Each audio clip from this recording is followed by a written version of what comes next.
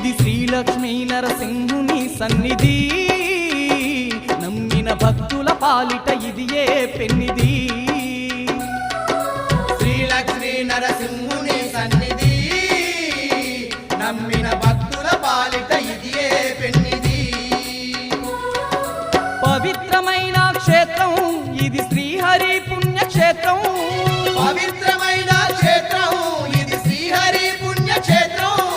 ధరణిలో పుణ్యధామం దర్శించిన ఎంతో భాగ్యం, ధరణిలో పుణ్యధామం దర్శించిన ఎంతో భాగ్యం. ఇది అవతార పురుషుని మహాదివ్య క్షేత్రం, శతకోటి భక్తులను గాచే ఆలయం.